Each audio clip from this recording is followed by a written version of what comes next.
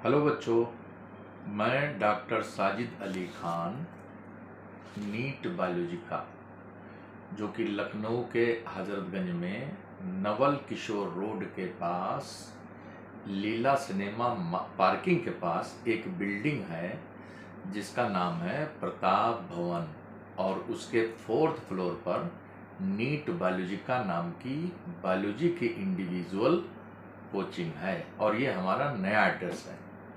बेटा, आज हम लोग एक बहुत ही महत्वपूर्ण विषय पर चर्चा करना चाहते हैं, और उस चर्चा के लिए हमारे साथ में हैं आपके zoology mentor doctor Kamlesh Narayan जी।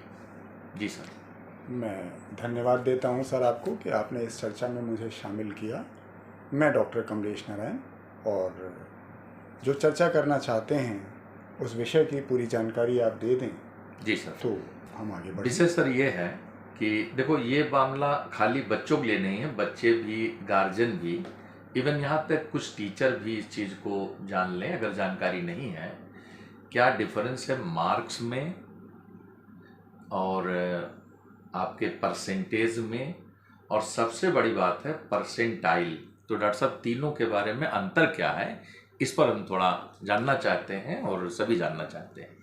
ये एक बहुत बड़ी बात आपने कही है। ऐसा हमने भी अपने कार्यशैली में देखा है कि लोग मार्क्स समझ जाते हैं जी, परसेंटेज भी समझ जाते हैं, और अक्सर वो परसेंटाइल को परसेंटेज समझ के ही कंफ्यूज रहते हैं।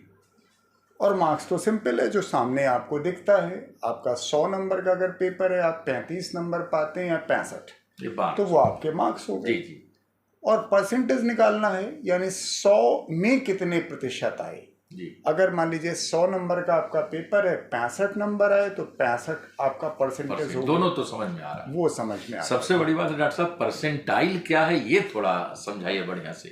एक्चुअली क्या है ना, पहले तो ये दिमाग में सभी लोग समझ लें जी, परसेंट और परसेंटाइल दो अलग अलग बातें हैं जी। दोनों को एक ना समझा जाए जी। अब परसेंटाइल होता क्या है जी? इसका सीधा रिलेशन जो है वो आपके परसेंटेज से नहीं है।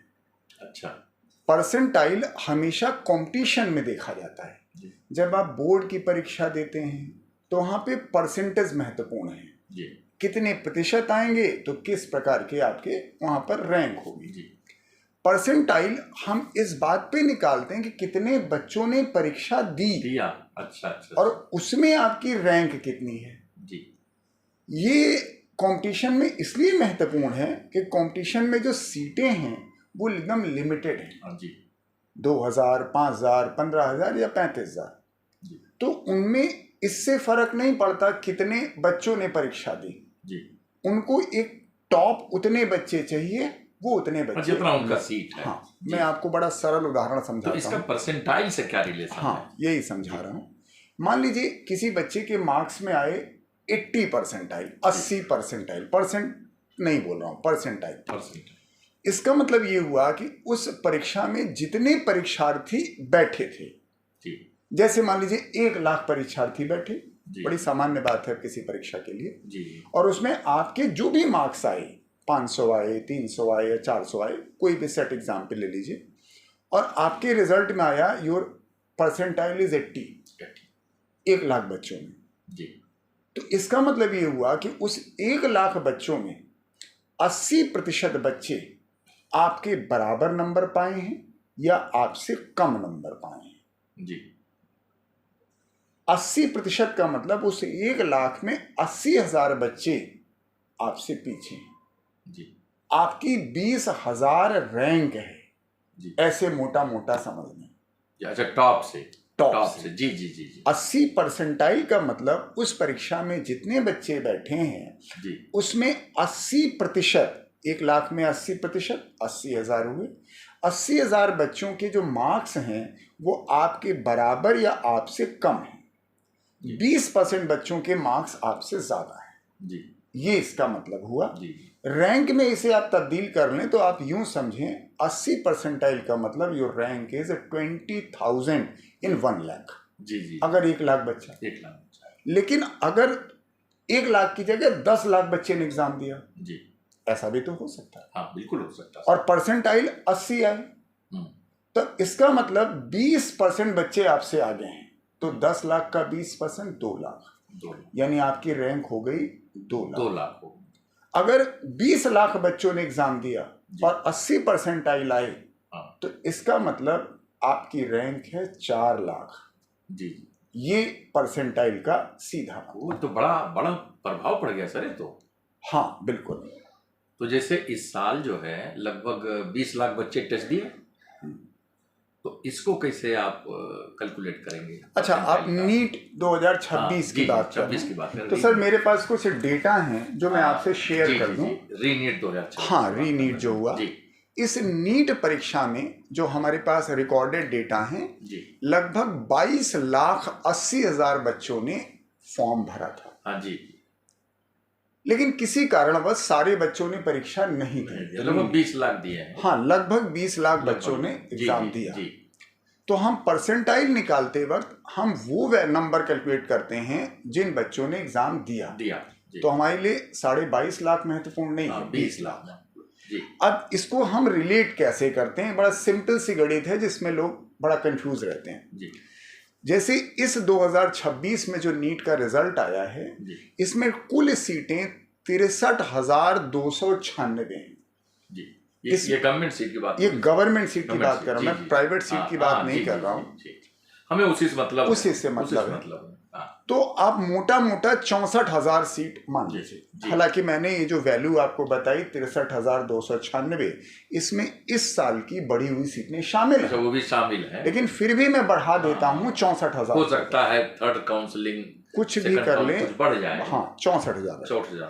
अब दूसरी बात, जनरल कैटेगरी के बच्चे का 50%, इसका मतलब 64,000 गवर्नमेंट सीटें हैं और जनरल कैटेगरी को कितने मिली?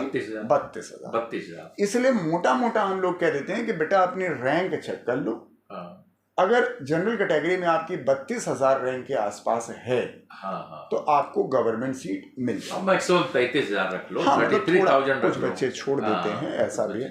तो ये मोटा मोटा, हम तो 33 भी नहीं, हम 35 तक भी कह देते हैं। 35 तक, मतलब ये आप समझ सकते हैं। अब इसकी गणित परसेंटाइल में कैसे आएगी?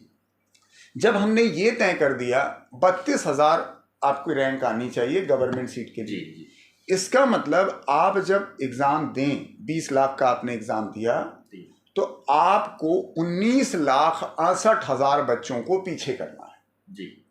तभी तो 32,000 में रैंक आएगी, तभी आएगा। तो अगर हम इसका परसेंटाइल निकालें तो बहुत सिंपल तरीका है। कितने बच्चों को आपने पीछे करना है? 19,68,000। उसको डिवाइड करिए 20 लाख से, फिर मल्टीप्लाई कर दीजिए 100 से। यानी जितने बच्चों को आपको पीछे करना है वो वह नंबर डिवाइड करना है उस नंबर से जितने कुल बच्चे थे। तो पीछे आपको करना है 19,68,000, तभी तो 32,000 रैंक आई। कुल परीक्षा में बच्चे बैठे 20 लाख। इसको डिवाइड करने के बाद जो संख्या आए उसको 100 से मल्टीप्लाई कर दीजिए। The value is 98.4%। अच्छा। तो इससे ये मोटे तौर पे हम आपसे कह सकते हैं कि अगर आपकी नीट 2026 से री नीट आप कह रहे हैं, इसमें 98.4% अगर आपके आ रहे हैं और आप जनरल कैटेगरी के हैं, तो आपको गवर्नमेंट सीट मिलने की पूरी पॉसिबिलिटी। लेकिन ये तीनों सब्जेक्ट में होना चाहिए, मतलब टोटल मार्क्स किसी बायो में ज्यादा हो सकते हैं, कम हो सकते हैं, थोड़ा बहुत टोटल परसेंटाइल जो होना चाहिए वो 98.4% होना चाहिए। अब इसमें कोई भ्रम आपके पास नहीं होना चाहिए। ये मैंने अप्रॉक्सीमेट डेटा बताया है, 0.1 या 0.2 का डिफरेंस हो सकता है। जी। तो इसका मतलब जो बच्चे से मान लीजिए जनरली देखा जाता है सर कि इस साल पेपर टफ आया था, केमिस्ट्री और फिजिक्स का, और बायो का पेपर आसान था, तो इसका मतलब ये हुआ कि बायो में फाइट ज्यादा था, तो परसेंटाइल जो होगा बायो का तो उसका तो ज्यादा गया होगा। यस, ये भी बात ठीक से समझ लीजिए। हाँ सर, थोड़ा जैसे हम लोग कह रहे हैं कि आपको 98.4 परसेंटाइल चाहिए, तो 98.4 परसेंटाइल ओवरऑल चाहिए। अब हो सकता है फिजिक्स में आप 99 परसेंटाइल पा जाएं, बायो में 97 पा जाएं, और केमिस्ट्री में आपके पास 98 परसेंटाइल हो जाए। अब इसमें सबसे बड़ी दिक्कत, जैसे आपने अभी कहा कि पेपर कुछ आसान आ गया, कोई सब्जेक्ट हर एग्जाम में होता है, कभी आसान होता है, तो जो पेपर आसान होगा तो सिर्फ आपके लिए तो सर नहीं होगा आसान, सारे वो यूजुअल सभी बच्चों के लिए आसान होगा। तो उसमें हर बच्चा ज्यादा से ज्यादा नंबर स्कोर करेगा। तो जब ज्यादा नंबर स्कोर करेगा तो परसेंटाइल घट जाएगी, क्योंकि आप ज्यादा नंबर लाके भी बच्चों को पिछाड़ नहीं सकते। इसका एक एग्जाम्पल दे रहा हूं, और ये मार्क्स से ही हमने कैलकुलेट किया है। जैसे मान लीजिए इस बार हमें एक बच्चे ने रिपोर्ट किया कि नीट 2026 में एक बच्चे के बायोलॉजी में 345 नंबर आए, 360 में। तो कहने को 345 नंबर इज टू गुड, बहुत अच्छे नंबर। बच्चा भी कह सकता है कि बहुत ही अच्छे हैं, बहुत अच्छे हैं। लेकिन सर इसके परसेंटाइल जानते हैं कितने हैं? कितने हो सर? 97.8। ओह, ये तो सर फाइट से ही बाहर है। हाँ, रिक्वायरमेंट है 98.4 और है 90। 345 लाने पर ही 345। अब क्या होता है कि बच्चा जब सिर्फ मार्क्स को देखता है तो वो गर्व महसूस करता है कि हमारे बड़े मार्क्स, बहुत अच्छे मार्क्स। बिल्कुल। लेकिन आपके जो परसेंट हैं वो 97.8 हैं। इसका मतलब 2.2% बच्चा आपसे बायोलॉजी में ही आगे है। और 2.2 का मतलब समझिए सर, 44,000 बच्चा बायोलॉजी में आपसे आगे है। बिल्कुल। और सीटें आपके पास है 32,000। तो इसका मतलब, हाँ, इसका मतलब आप बायोलॉजी में ही उसको पिछाड़ नहीं पाए। बिल्कुल। जिस नंबर पे आप गर्व कर रहे हो कि मेरे सबसे असली पॉइंट यही है बेटा। देख लो, ऐसे बच्चों को मैं बात कर रहा हूँ जिन बच्चों के बायो में 345 मार्क हैं, वो भी बच्चा फाइट में नहीं पहुंच रहा है। तो अब देखो सर की बातें सुनो, कितनी महत्वपूर्ण बातें हैं, उसका ध्यान रखो, क्योंकि मार्क नहीं माने रखता है, परसेंटाइल माने रखता है। हाँ सर, तो जैसे तो मान लिया 350 है।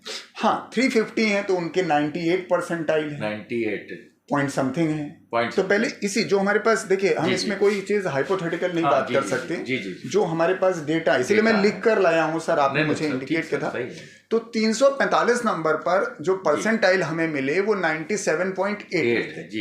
इसका मतलब बायो में 345 नंबर पाने वालों की संख्या 2.2% बच्चों की है। बिल्कुल। और 20 लाख बच्चों ने एग्जाम दिया, तो 2.2% का मतलब 44,000 बच्चे ऐसे थे इस साल 20 लाख में से जिन्होंने 345 या उससे ज्यादा नंबर किया।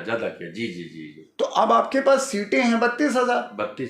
तो आप बायो में ही 44,000 रैंक लेके आ गए। बिल्कुल। तो इसका मतलब आप बायो में ही पिछड़ गए। तो ये पेपर आसान था। अब पेरेंट क्या सोचता है, मेरे बच्चे भी ऐसे सोचते हैं। पेरेंट नहीं, बच्चे ज्यादा सोचते हैं। हाँ, पेरेंट तो वही करेगा जो बच्चा कहेगा। जी, तो 345 number is not very safe. बिल्कुल। ये भी सेफ नहीं हुआ। इसका मतलब आपके 345 नंबर आपके उस श्रेणी में नहीं आते जो आपको सिलेक्शन करा ले जाए। ये मैं सिर्फ बायो की बात कर रहा हूँ। जी। सर दूसरी बात आपने कही, अगर पेपर कठिन आएगा तो परसेंटाइल, जैसे फिजिक्स था इस साल, उसका भी डेटा मैंने शामिल किया सर। थोड़ा उस पे, जैसे एक बच्चे का हमने मार्क्स देखा फिजिक्स, जिसको लोग कह रहे हैं टफ है, उसके 119 नंबर है। जी। बायो की तुलना में बहुत अच्छे नंबर नहीं है। हाँ। 180 में से 119। लेकिन परसेंटाइल आपको पता है 99.35। तो बहुत बढ़िया, तो सिलेक्शन से ऊपर हो गया, बहुत ऊपर है। मतलब 0.6 बच्चे सिर्फ उससे आगे थे। जी। 0.6 बच्चे उससे आगे थे। जी। मींस वो 1800 रैंक में है फिजिक्स में। बिल्कुल। दूसरा डेटा मेरे पास है केमिस्ट्री, 135 नंबर है जिसके 180 में, और परसेंटाइल है 99.16। ओहो। इसका मतलब ये पेपर फिजिक्स केमिस्ट्री में बच्चे उतना अच्छा नहीं कर पाए, इसीलिए कम नंबर लाने पर भी परसेंटाइल ज्यादा है। बायो में ज्यादा की आसान होने की वजह से इसलिए परसेंटाइल वहां कम आ रहा है। अब ये बच्चा भ्रम पाल लेता है, जैसे किसी के 340 आए बायो में, तो उसे ऐसा लगता है कि बायो मेरी फिट हो गई। फिजिक्स में मान लीजिए उसके 40 आए। मेरे पास एक डेटा और है सर, जिसमें फिजिक्स में उसके पास 43 नंबर है, 43 नंबर। 43 नंबर के नंबर आप बच्चे आसानी समझ सकते हैं। उसने 11 क्वेश्चन भी बमुश्किल सही किए हैं, मुश्किल से, और उसके परसेंटाइल है 87। अच्छा, मतलब too good, marks is too bad. Marks तो बहुत ही खराब हो गए, सिर्फ 10 सवाल आप सही कर पा रहे हैं, लेकिन आपके परसेंटाइल हैं 87 परसेंटाइल। जी जी जी। यानी 87% बच्चे भी इतना नंबर नहीं पाए जी। दूसरा हमारे पास डेटा है, जैसे एक बच्चा है फिजिक्स में 70 नंबर पा रहा है, 70 जी जी, और परसेंटाइल इज 95.13। जी जी जी। मीन्स जब पेपर कठिन आया, सामान्य बच्चे को कठिन लगा, बिल्कुल बिल्कुल, तो परसेंटाइल जो होगी वो कम नंबर लाने पर भी बेहतर होगी। और अगर पेपर आसान आया तो ज्यादा नंबर लाने पर भी परसेंटाइल जो है वो कम होगी। अच्छा, जो रैंक हो परसेंटाइल ही डिसाइड करेगा। इससे ये दिमाग में बैठा लें कि 98.4 परसेंटाइल आपको तीनों विषय में ओवरऑल लाने पड़ेंगे। मार्क्स देख करके कोई कंफ्यूजन ना पालें। जी जी जी, क्लियर?